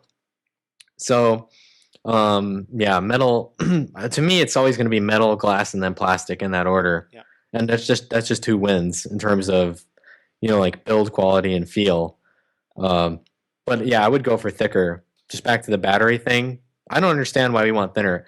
I think a lot of it is you have to understand the regional market differences of these different OEMs. Like Samsung in the Korean market, apparently thinness is a big deal. Also weight is a big Also, deal. TV antennas. Yeah, also having the DMB TV thing is a big deal. So, you kind of see the bias reflected and they want to build what's good for them. Yeah. And then that gets shipped out, internationally. Does it work every time? Does it translate well? That's a big question. Like, do you want to ship a different variant for each market? Probably not. And Apple's approach is sort of we want one SKU for everywhere, Yeah. and you get it. You get like one design for everywhere. And maybe we'll have a So Qualcomm chip that can actually do, right. global. Well, this current one could, in theory, they just didn't do the right transceiver. They went with RTR 8600. They could have gone with WTR 1605, and then done more bands, like 7 bands versus 5. Okay. And that's the thing that I would speculate would be in the 5S too, is additional so. bands. Yeah. Single SKU for the Americas as well is a big thing. How do you make band 13 and band 17 coexist? So AT&T and Verizon, AT&T is band Well, 17. my understanding also is that Verizon's Verizon kind of 13. really wants their own SKUs still for political reasons, not just for Sure. band reasons. Sure, and that's true. But is it going to become possible from a hardware engineering point to deliver one? Yeah, And Apple does what it wants. that's true. Like if you're an operator, it doesn't work that Apple comes and sells to you. Like you just accept it, take it or leave it. Like, do you want the phone? Can you survive without it? Basically, It's like you're it's talking to Harvey Keitel at a certain point, right. This is like or De you're Niro. betting. Yeah, Yeah, it's like, yeah, you're gonna lose. Okay, so like you're not gonna get, and you know what's interesting? I don't want to only talk about Samsung, but I hear Samsung is starting to work that way too. they're getting So powerful enough. they're powerful enough now to the point where it's like, do they really come to the operator and say like we're gonna make a device for you, or did they come to the operator and say you're gonna take it or leave it? And do they do And that it's with Google now prerogative. too? Yeah, it's your prerogative. If you want it, you don't, like, take your risk. You shoot yourself in the foot if you want. But and this is a part a lot of people understand, is that there's that sales process that has to take place. Like, they're gonna make a sell. How do you make a sell? Like, if you're coming into the room and you don't have a big, market share, you don't have that position of power, you're not gonna make the sell you want. Well, that's the old So story, right? That carriers yeah, wanted to carry Android because they could do what they wanted with it, but they had to carry iPhone because that's the one that was selling, and there was really right, no room for Windows or BlackBerry in between. right. And now Samsung is transforming from being the product they could do anything they want, from the original Galaxy S, which had every different shape and size and software, to a company that says, look, you need to have us on your network, and these are the conditions. Right. Well, they've traded one master for another, Yeah. which is what I've said to some, like, that's been like my refrain for like several months, is that they essentially built another master. Yes. So that's why you see them starting to want to try these other alternative OSs. They want a mitigation, a way out, something they have control out over. Um, just sound business sense. I don't know if it's necessarily good for the consumer, because the operators are still going to win. Like, you and I are still going to lose. And you wonder how long it is until Samsung can start dictating terms to Google. The reverse of the Skyhook situation. Right, right. And I think that relationship, we'll see what happens there. Yeah. Again, yeah, you don't want any one particular player to just be the incumbent with all this power, Absolutely. because then we just get back to the same problem. Like, I don't have any vested interest in any particular OEM winning per se, like winning. But I do believe that we need a solid third to, like, the Apple and Samsung. Somebody that keeps everybody in check. Absolutely. And We just want great there's phones. That's the bottom line for people like us. We just want right, always getting better phones. right. And people are like, "Oh, are you a fanboy one way or the other?" Like, no, I'd have no vested interest They in what should be happens. fighting over us, not the other way around. Right, exactly. And everybody should be rooting for the underdog, because if you don't, you're just going to make another master under another name. That's the thing that, like, it's hard to communicate, but you see this as a result. Like, the power gets amassed in these other places, and the result is not good for the consumer. So, like, you're just kind of again, they're just trading one master for the other. Is that smart? Probably not. But if we get enough of them, maybe we have a balance of power, and no one of them is Exactly, yeah. exactly. And then you keep the players on their toes. Like, otherwise, then we could just be shipping the 3GS forever. Or like You have shipping Internet Explorer 6 of smartphones. Yeah, you don't want that. I don't want that. Nobody Like, wants nobody that. wants Yeah. that. So I don't know. The other I don't thing, know what are the other rumors? Like, what else do you want to talk about rumor wise? I well, like this. before we get to the rumors though, I saw you at CES, and it's the first time we met in person. And like I Yeah, said, I love talking to you. And I was sitting there bitching about Gmail, scrolling on the Nexus 4 because I was using a Nexus 4, and it was just so janky. And I was yeah, complaining that it's Android 4.2. Haven't they fixed it by now? And you yeah, came over, you put my phone into developer mode, you turned on the diagnostics, and the Google apps, the first party Google apps, were yeah. overdrawing to such a degree they painted the screen red. Yep, yep. Um, I mean, that's the battle that they're fighting. so this is a thing for me. Like, there is no good platform. People think that I'm being mean to Android when I say that, but I have the Mhm. same complaint about Apple. Apple arguably never intended to support third-party apps, or at least didn't have that intention on day one. And as beautifully as Apple's built-in apps multitask and share data and do everything from the Yep, third-party apps has been a bolt-on, from the App Store to the Fast App Switcher to notifications to multitasking. Android does it better, way better. But when it comes right. to UI, consistent frames per second, Oh drawing the yeah, appropriate number of times, Apple built that in from day one, and Android is still sort of struggling it's really hard. What I'm getting to is it's really hard to re-architect a platform, and you're kind of Oh, trapped by the sure. decisions you made when you started.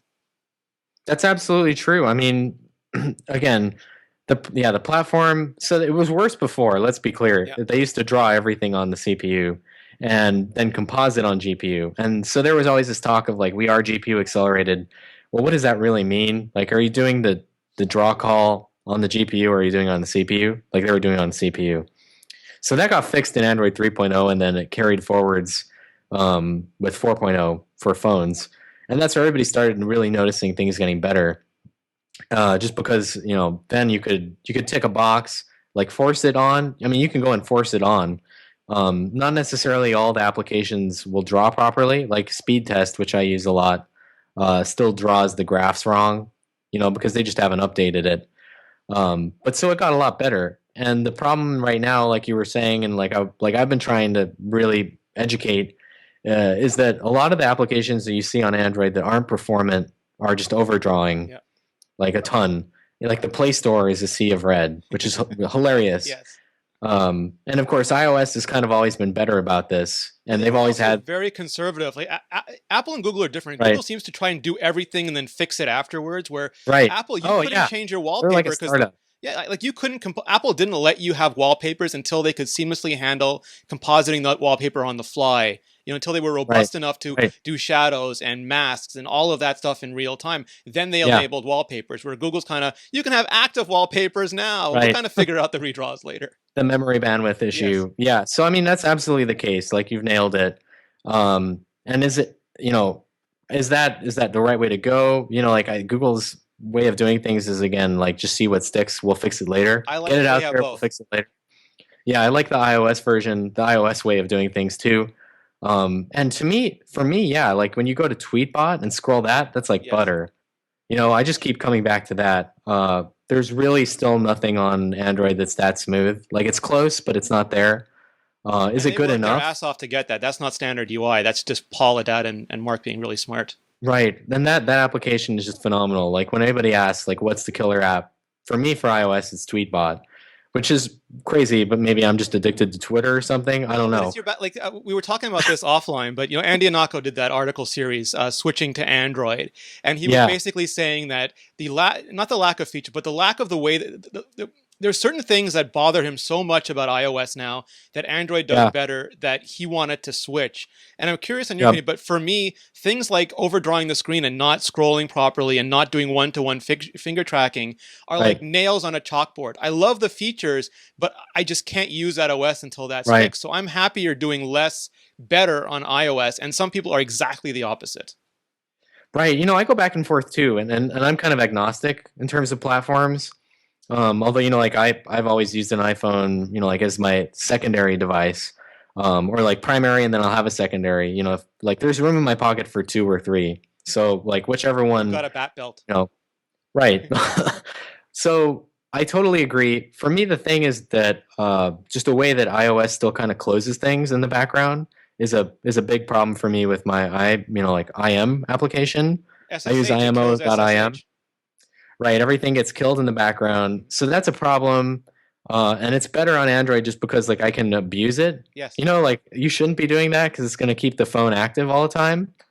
But you can if you want to. That's. But I can exactly. So if I want to. And his thing was like SwiftKey, and like I really like SwiftKey, and also what's the other one? I'm spacing out on it. But the ability to customize keyboards, right? Like just basically.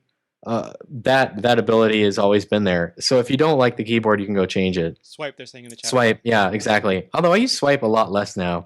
It's primarily just SwiftKey these days. So like those things are better. Yeah, it's nice that you have the choice. And we're kind of in a different perspective where we get to use both. Yeah. Like if you're a consumer, you really, again, a naive consumer / even an enthusiast, are they going to go and buy both and then figure out I bought a BlackBerry Z10 on Friday. We're really privileged. Right, exactly. So, if you want better performance in terms of UI threading and like UI consistency and not dropping frames and better animations, like I still think that's iOS's real big selling point, and it's still performant. Yes. And it keeps getting better. Like each time, it everybody's always like, oh, hardware doesn't matter. We don't need faster SoCs, right? But each time we get that, I see fewer drop Yep. frames. So that's getting better. Is it getting better on Android as well? Yeah, way better. Like we basically went from having nothing to having GPU, a GPU render pipeline overnight. Like all these phones went from 2.3 to 4. It was like just boom, instant. All of a sudden, the GPU is getting used all the time to do It's getting drawing. better in the way that iOS third-party apps are getting better, in which they're starting from Right, almost zero and adding functionality in blocks. right. So it's going to get even better in the next release. Like I've heard rumors that they're going to add the auto overdraw removal, which is what should have been there. Again, you kind of have to come back to the fact that for Google, this isn't like their biggest place to allocate resources. When I look at that team, they're doing a lot with very little in It's the grand scheme of things. the amount of money that it generates for Google is not significant. Right. And so the resources are just allocated that same way. Yeah. So, like, could we have had overdraw region removal, like a year ago? Maybe if we had like 2 Romain guys, okay? More people working on that problem. Sure. But that's the same thing Should with it have been Apple, that? is that engineers aren't limitless. They have that Right. famous story, one guy working on the remote app, he gets another job, he can't fix it. Right. But I mean, they still have more resources dedicated to iOS and that Absolutely. platform. Like for them, that's the future. Yeah. For Android, for Google, is Android the platform of the future? No. I don't know. Is it more Chrome now? I think keep it hearing. might be, but I don't think they consider it. Like it might accidentally end up Right. being, but I think their eyes are on Chrome and Glass and things like that. Exactly. Well, and Although if you think Glass about it, runs Android, their but perspective, they want people to run a platform that gets them on the web. Yeah. Are siloed applications, in the grand scheme of things, really the right way to get eyeballs on the web? yeah, they're not. And then let's assign resources, accordingly. So it's getting better. Is it perfect? No. I mean, I agree with him. Is it good enough? I actually really agreed with Andy? yeah, I agree with him in that sense, that this is the first time that absolutely the performance is good enough. And it's good enough across the board. What I was really confused about is like, why are we talking about a 4S and a 3GS? Yes. It's like I don't understand. And then the mobile data thing. Well, hold on, your because point about that was that he went from last year's iPhone to the This almost year's- outdated version of Samsung's phone. yeah, Not and if from this the is like, 5 to the 4, yeah. I don't understand that, because I don't understand anybody that's like this is their thing, like this is my job, could be using a 4S Mhm. like right now, or the 2 months ago, because I believe that was the context. Yeah. And that was just me. I was just like, and it's Twitter, it's like kind of everything goes. uh, and the other thing was that mobile data has not been unlimited for some time now. Yeah. Like if you're predicating it on, I don't want to go to a 5 because I'll lose unlimited data. Well, I hate to tell you this, but it was dead like months ago. Like that ship sailed retroactively, like it was gone and you didn't have it. Yeah. And what's ironic to me is that I got back from the London Galaxy S3 event where they gave us all a candle. I was sitting in customs line, getting yelled at because I was using my phone. And then the news broke that AT&T had retroactively limited everybody that was unlimited to 3 gigs. Yeah. And I got the message then. So it was like everything happened all at once. And we're talking about Galaxy S3 being unlimited. Like I was just like, this doesn't make sense to me, because it's been dead. You've never been able to stream Netflix unlimited since that date, Even like a when year it ago. was unlimited, if you did enough streaming, you would be considered a bad customer and they would terminate you. Right. It's always been capped. Yeah. So, and it went from like a really high cap to like 3 gigs. Yeah. So that's just not acceptable. So I don't know why you would keep a 4S around just to not get, like, again, I don't understand it, because it doesn't work. I 'Cause get you were 50, already capped. 50 megabits down sitting in a coffee shop with an LTE iPhone. I'm not giving that up for anything. Right. Oh, what operator are you on anyways? Rogers. I'm not. Oh, okay. Interesting. Yeah. Nice. Yeah. Well, I mean, that's just my way of seeing things. So like, even me, I didn't want to give up unlimited data, but when it went away, then because we don't have any, like, this is why we can't have nice things, Yes. / operators are king in the United States, / it's a big revolving door. Then it became, you're paying more for less. Like essentially they just moved you into a higher pricing tier. You're paying the $30 for 3 gigs.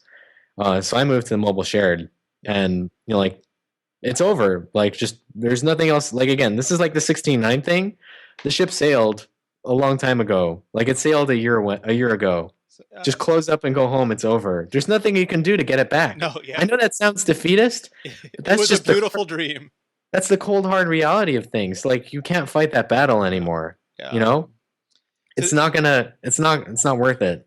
to swing it back to rumors a little bit, we talked about how Google's still working on UI optimization. Back in iOS 6, Apple broke Springboard into Springboard and Backboard. So now it's Yeah. not one big system Right. anymore. And they ported XPC over from the Mac, which does the communications layer fairly Right. securely. They didn't surface it though. I mean, it's there, but you can't access it. Thinking ahead to iOS 7, I know people want Johnny Ive to go through the UI with a sandblaster.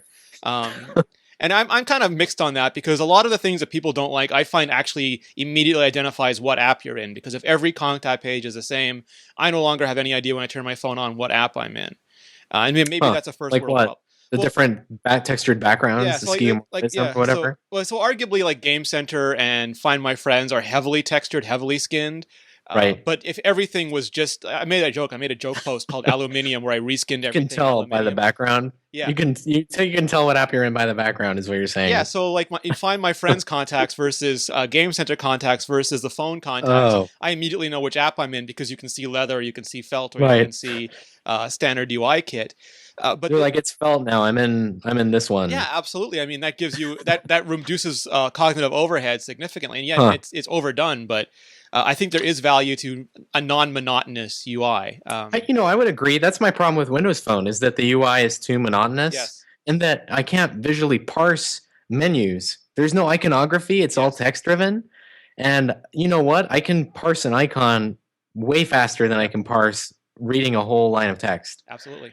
So there's a balance somewhere, though, and I think they've gone overboard, Yeah, right? Like, does it need? I think it looks kind of tacky. I'll be honest. Like, it looks like 1998. Web pages, because Yeah, web pages absolutely. used to have that stuff on it too.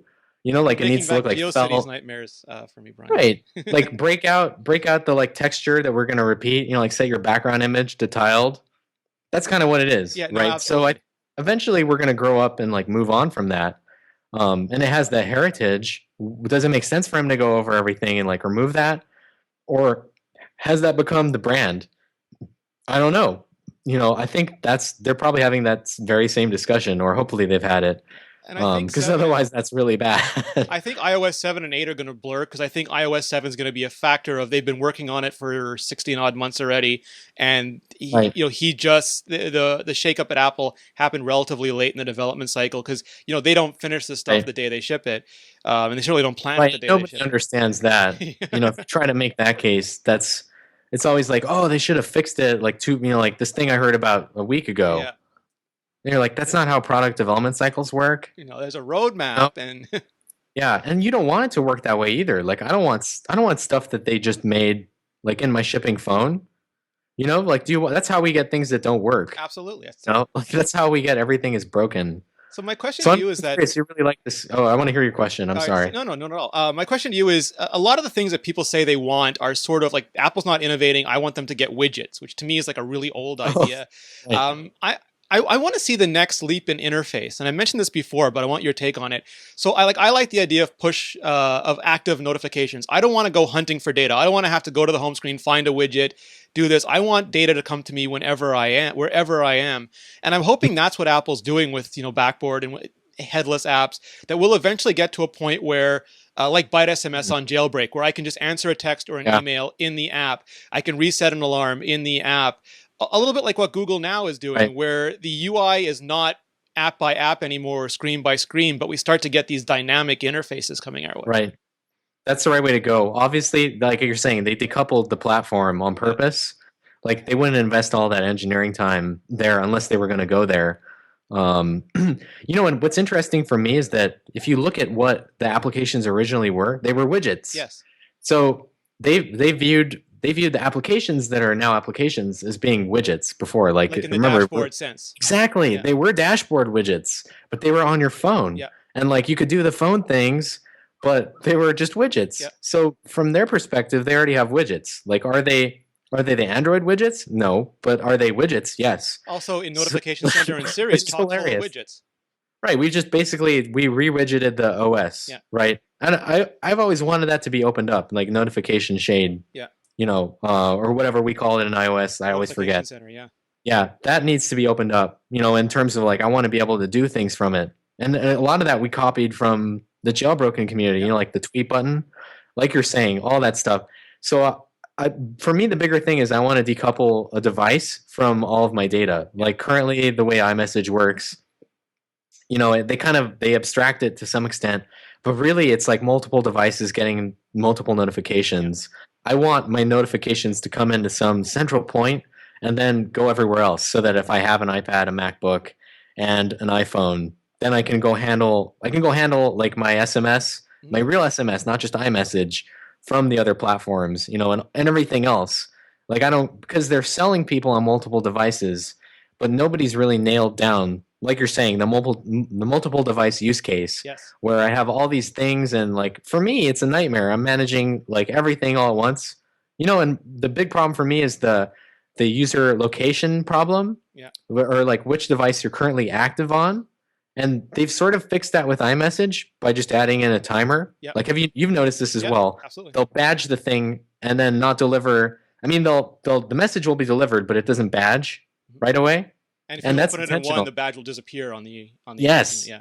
So they've nailed that part of it. The question is just nailing everything else and opening this up to not just them. So, like for me, when I get an IM, like it blows up everything on my desk, and that's like not going to fly with a Yes. normal consumer. It like I'm willing to make that sacrifice, but a normal consumer isn't. So obviously, if they can decouple the way that everything works and deliver that, that's absolutely the future. I couldn't care less about whether the background is textured or not, or it's Yeah. skeuomorphic, or it looks like a tape recorder. Um, it's something to talk about. Does it look a little bit hokey? IMO, yeah. Do I really care? No. Like I just want the best function, you Absolutely. know.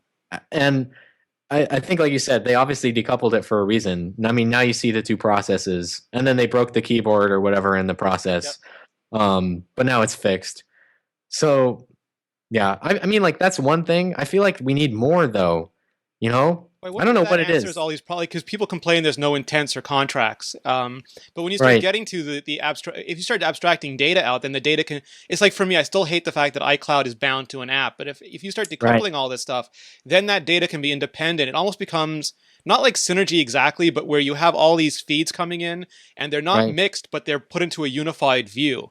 Almost like in right, database terms, you've got a right. unified view of all these different table sets, and then I think you give the perception of unity to a end user without mixing up and confabulating all their data. Right, right. I totally agree. I mean, it's overwhelming for a normal consumer. Mhm. That's the thing I keep coming back to, is when I think about, like again, just a naive consumer, are they really going to care about the technical limitations that result in this like stuff everywhere? No, they just want it to work. And if you're selling them multiple devices, then they need to make it happen. And like, what the bigger thing for me is that everybody kind of talked about how iOS 6 didn't really add anything. Like it was a point release that was also like sort of nothing got added that was major, right? Like we had maps, we had this huge rechanging of the architecture that, paints the thing you look at. But from a superficial For an end standpoint, user, yeah, yeah, from an end user, they're like nothing changed, yeah. right? You got And that Facebook. There you go. and that's what drove everybody to be like, oh well, we want something new, but we don't know what we want. Yeah. And that's where I feel like they need to change the way that some of the UI looks enough to make things different. Beyond just like changing the toggles to a circle, or like, that sort of stuff. And I don't know what that is. And I think it's a little bit weird that everybody wants something new just for the sake of it to be new. Uh, Well, I think absent big things, people look to the little things, and if they don't see change in the little things, they make it like if there was some whiz bang new feature. Like with Siri, the iOS 5 didn't change that much, but iCloud and Siri, there was enough stuff that you don't really start looking at what things like at UIKit anymore. You just notice the new features. But like to your point, for example, Google Now is running laps around Siri, but right, unlike Google, Apple doesn't own their core voice technology. That's all right, nuance boxes. So right, Apple should absolutely have the voice decoding happen on the box, but they right, can't because that's all they don't own it. So to me, right. like there's all these interesting places Apple could go that their services don't really let them go yet. But is that the end user's problem? Yeah, I mean, again, there's a lot of things that I ask. What is their core competency, Yeah. and what is Google's core competency? Google's core competency is like anything that can be data mined. So obviously their voice thing is going to be way better. Obviously their maps data is going to be way better. Is it UI and delivering a platform? No, they've never ever like this is a new thing for them. You know, they've never had to make a desktop OS. Yeah. They've never had to make a mobile OS. Whereas Apple has different core competencies. Yes. So if I'm advocating something from one or the other, I want to advocate exercise your fullest core competency and focus only on that. The things that you're not good at, you're just not going to be good at. Yes. You know, like, and that's why you saw maps fail because it's not their core competency. You know, like anybody could have called that, Or and Ping failed, and they were smart enough to outsource that to Twitter right, and Facebook. right. Like, why reinvent the wheel if Yeah. somebody else has something better? Like, that's why you make an acquisition, or that's why like go to your, like go to Google with the open checkbook and say, hey, what do we need? Because everybody's like, they have an API limit and they don't want to hit the API limit. Like, I don't care. That's for like normal people, Yes. right? Apple can just show up with an open checkbook, be like, hey, like, what do I need to write on this piece of 128 paper? billion behind me. Let's do some Yeah, talking. like, what do I need to write here to make this work? And then we avoid the, like, why are we going to reinvent something that's not our core? Yeah. So, when I look at that, that's kind of an interesting shift in the paradigm, because everybody, I think, I mean, if you're saying it, and like, and I talk to, again, I have to go back to naive consumers by asking, like, what do you think about Siri? And they're like, Siri doesn't work how it does in the commercials. Like, this is not me testing every single word, or like, In the commercial, Samuel Jackson would sound a lot more like his Pulp Fiction role than he does in the advert. yeah. Well, I mean, it's like if you go and do those, it doesn't work as well. So is it like that hurts them long term? Yeah. Short term, it's great because you can deliver. Like, obviously, they've chosen to go outside their core, and maybe it's a new market, maybe it's like a long term play, but I don't think it makes sense I think to try for to the really future, stretch out that way. I think if we look at like in the evolution of interface being usually the precursor of the evolution of platform, like punch cards to command line to graphical to multi-touch, natural language feels like it will be some part of whatever comes next. And Oh, Siri to right, me is like the Lisa or the Apple One of those things. Like it's not the right product, but it's an important right. failure to get to the right product. And maybe So failure is too strong a word. how do you feel about because I've heard this pitch to me when I'm like, Google Now is much more conversational.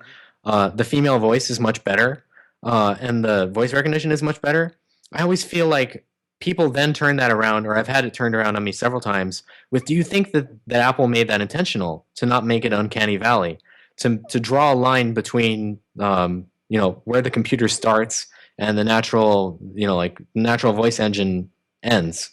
And that's always been an interesting point to me, like whether it's by design that it sounds more robotic, whether it's by design that maybe they're, like the way that it's conversational is a little bit more, what's the right word? A little bit more fixed. Yes. It's a little bit less fluid. I don't know if those are the right words. You have to go through, like, this is a very touchy feely kind of thing. No, absolutely. But I've heard it pitched to me, or like when I'm discussing this with other people, that they're like, oh, maybe it's intentional. They're like, did you think about that? And I don't know whether you buy that or that's just like we're just BSing you. You know No, what I'm saying? I mean, the thing with me is that is a licensed nuance voice. It's the same voice they license for accessibility, and you can hear that voice licensed on non-Apple products, which to me is a Uh-huh. very non-Apple thing. Like I think if Apple had Right. their druthers, they would have something very, very specific. They'd have something almost unique. And I do think that they put a lot of like I think they tried deliberately to make Siri a Pixar character to be sort of Right. Exactly. not like not real, to be a CGI thing, not a human, but a CGI thing. But I think also again they were limited by because again Google owns their technology. They were smart enough to get the guy who had the patents, and they're allowed to do that. Nuance doesn't really let a lot of people. They like to sue people out of existence, basically. And Very different approaches. yeah. Given the constraints of what they had with Nuance, I think that was the choice that they could make. Right. And then the question is, can you get their engine small enough to fit on the device so it doesn't And will have to they ship let you, out or a are they big going to speed force you thing? to put it on a Nuance box in a data center somewhere? Right. And that's I mean, again, this is the big difference in it's Google's core competency because like natural language processing is basically Google. When you're looking at how does search work, it's all natural Yeah. language processing, n-grams. Where do you see the words being in occurrence next to each other? Just a big data mining Yeah. problem. And they're So very good at search widening. They're very good at a lot of things that Siri right. doesn't do yet. So all that stuff just becomes a nightmare if you're trying to basically reinvent Mm. in your Apple. Um, and yeah, like you're saying, can they ever get it, just to be on the device? Because currently, I think the bigger limitation for me, and then I see with other people, is that I'm always limited by the network. Yeah. Because it's shipping that speaks file back out. Like that's what it does. It ships a speaks file out with your voice code inside, and then you get back a string. And even if it's doing So, something local on the box, it still has to go to the network to parse. Like if I want to change an alarm, that right, should be a local procedure, but it has to go to the server, right, which Google doesn't. right. And if you use the Google offline thing, it's surprisingly good. And I can't really tell when I'm using the online versus offline version, which is to their Yeah, credit the most amazing part. absolutely. So I feel like they must augment it somehow. Like they do some stuff on board, and then they get a confidence level back Yeah, that's better. And if it's in some time, then they go with one or the other. Like I have no idea what they're it's rough doing. sets. They're doing And rough set modeling. yeah, something very clever. Like obviously, this is their big deal. Um, yeah, I don't know. I don't know long term who wins. I think Siri is obviously a feature they need to have, and they had it at the right time. Um, is it something that I use on a day-to-day basis? No, because honestly, I turn it off because I don't want the like button next to the space bar. You seen that? See, I leave it on all the time because I'm too lazy to type now. Siri, as broken as it is, has made me too lazy to type, so I am almost always hitting that button and just saying stuff. Really? Yeah, and it's So purple dot, purple dot, purple dot. Yeah, you actually use that? yeah, I use it Huh. constantly. Weird. You don't think it's weird to speak into the phone?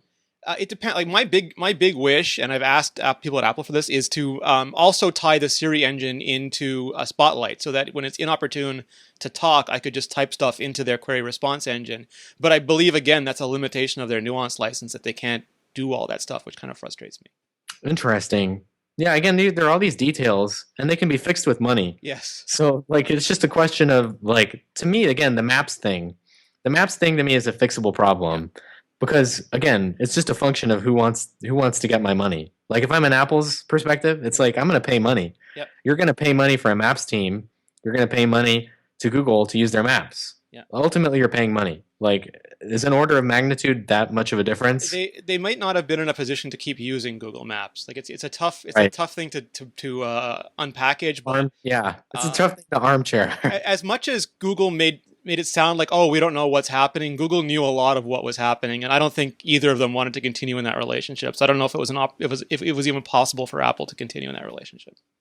Right. I mean, and then yeah, just for me though, it's hilarious because this is just a big problem because do you really want to invest all that time to build out your own base layer, build out your own map? Like it's just such a huge issue. Like were you running it in the beta too? I think you were Yes. too.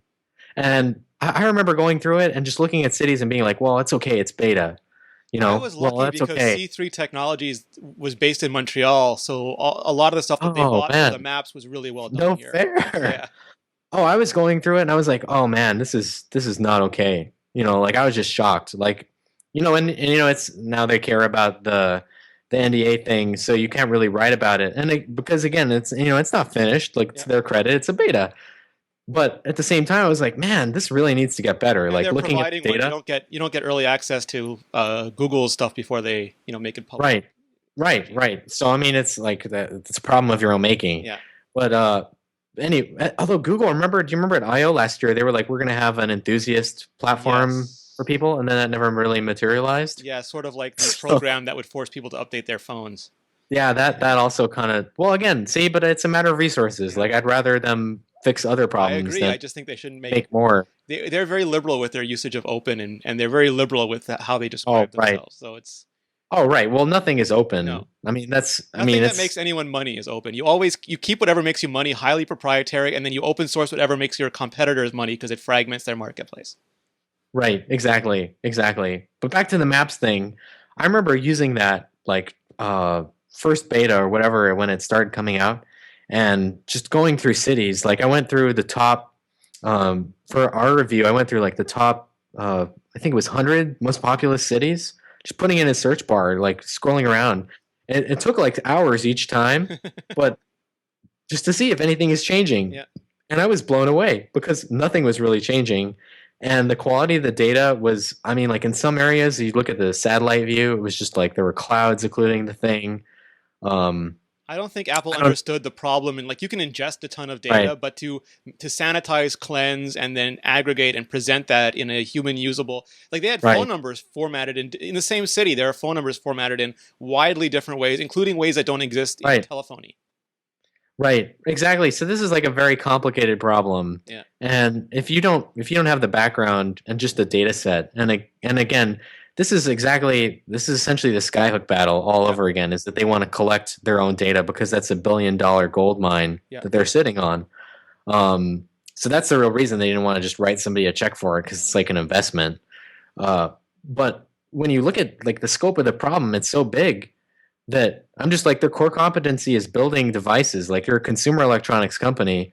You're not you're not like making a GIS product, on a day-to-day This basis. is the Nexus Q of your platform. Fix it. Yeah, although like, I didn't mind, like, everybody trash talked the Nexus Q so much. Yeah, But Phil have loves you it. used one? I know Phil, it's hilarious that he says he still uses I it. know. But what's amazing about that product is that, like, really it could have been not that bad if they had fixed a couple things and removed the amplifier. Like the big expensive part of it, if they had just removed that and then made it run Android, which, I mean, it did, but like, make it Yeah, make it. expose it, and then make it a Miracast sync, make it 199. Like, there you, boom, you just copied But Apple for a TV. nail, there went the kingdom. I know it's ridiculous. Yeah, but it's amazing to me that everybody got that killed. Like, people who hadn't seen it, like, the collective outrage was so high that Well, no, but there, I mean, there, that you product always actually carry an got killed. you carry an expectational debt, and it's the same thing with Google Glass and with the Pixel. Is that we're used to Google products being free and or incredibly cheap in exchange for our data. So when Google tries to field, it's like when Apple fields Maps, it's not their core competency. You're just as a consumer not used to Google trying to make Apple style products. If Apple released these things, we go, oh, typical Apple, kind of roll our Right, eyes and buy it. But Google doing it is like, this is not typical Google. What are they doing? It's confusing. I don't understand. right, right. I mean, that's the case. I just think, from a high level, the Nexus Q wasn't nearly as bad as everybody said it was, and it could have been so much better. And then, like, I don't know what's going to happen to it. Like, will we see it again this year? Will it come up again? Like, maybe we'll see it at Q2. I/O. I mean, I'm this is going to iMore. I don't want to Q2. talk about Apple too much, but I mean, I don't want to not talk about Apple too much. I don't want to talk about Google too But much. I think it's all Uh, related. Like, say, one of the other things I'm yeah, interested in for iOS 7 is that there were these rumors during iOS 6. Like, a newsstand to me is very interesting because newsstand can download in the background. It has all these privileges that regular yeah, apps don't enjoy. But the rumor was that that was going to be expanded, that things like podcasts and maybe map data, like, because your phone knows where you are and it could theoretically gather stuff that you need during off hours, almost like Power Nap, but like a mobile right, version. And then that stuff would just be there for you and you wouldn't have to wait for it or worry about losing connectivity. And they didn't pull the trigger on it, but I'm hopeful that in iOS 7 or iOS 8 we'll start to right. get much more location aware, contact aware, context aware, time aware, things that just work, auto magically in the background for us. Right. I mean, I think I want that too. They've laid the framework for a lot of this stuff, but they haven't really fulfilled the promise. And I always put newsstand like on my second page. Or do you remember the old glitch where you could drag Yes. in another folder?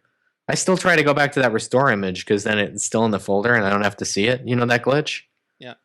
But Yeah, I mean, absolutely. I agree with you. Again, the question is like, is it okay to collect all this data? Um, and it makes the product better, okay, long term. And then, can you take the battery life hit? Yeah. That's the big thing. And then, can we have a thicker phone? Yeah. I don't know. Everything's a I don't know. I'm compromise. I'm kind of like, I'm kind of hilarious, because people ask, like, what do you want from the 5S? And I'm like, I want the new transceiver. And they're like, that's the lamest thing I've ever heard in my entire life. Well, no, because it's But I want the foundational. transceiver. Yeah, no, I want the transceiver. I want the better one. I want like a single device that works on every operator. And Apple can do that. And I want, better battery life at the same time, and faster SoC, and like, I don't care if it's thicker, you know.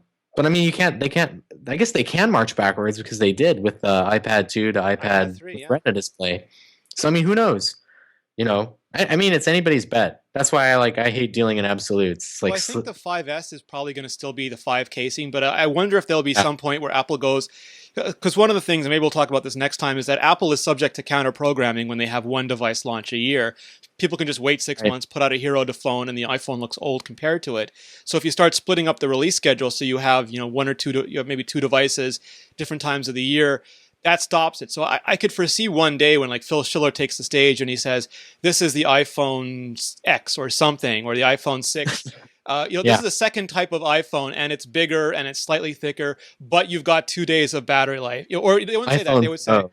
"This is the iPhone iPhone X. huge. It's as thin as the iPhone 4, but you have 2 days of battery life." That's the right way to sell it. Like Yeah. you lived with it before ostensibly, or Yep. maybe you did, or other people did. So you can probably live with it now. Yeah. Yeah, that's the right way of saying that like we just made it huge, you know? And This it's is actually, bigger, you know what I bigger screen. wanted? What's that? I was telling Phil this, but I was saying it HTC should make a device called the HTC America, and it's only sold in America, and it's got the tagline "It's huge." So it's like Samsung, the next big thing, but instead it's better. It's like it's huge. It's the Texas and of phones. It's literally just like a huge flyer, but you can place phone calls from it. But then, of course, the pad phone thing came out. Yeah. The phone pad or whatever. Yep. So, I mean, like clearly, yeah, they could. I mean, Apple could move into that segment as well. I mean, why not? Yeah. Anybody can. Like I got yelled at for using the phone like a phone at the launch event. Like I made a call, and they were like, "We're not okay with you making a call from it."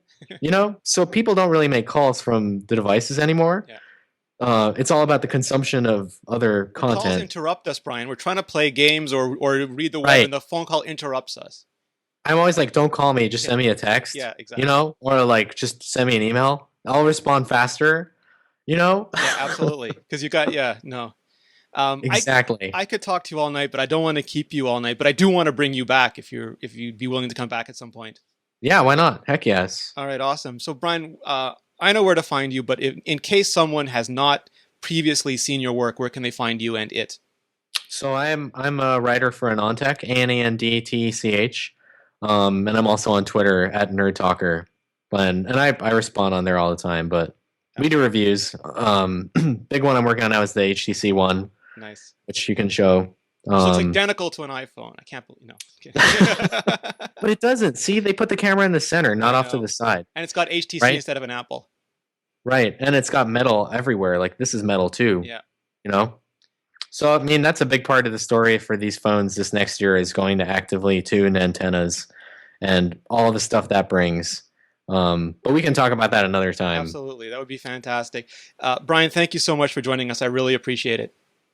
You can find me at Rene Ritchie on Twitter and app.net. You can find all of us at iMore. And for all of our shows, go to mobilenations.com/shows. Thanks, everyone. Have a great night.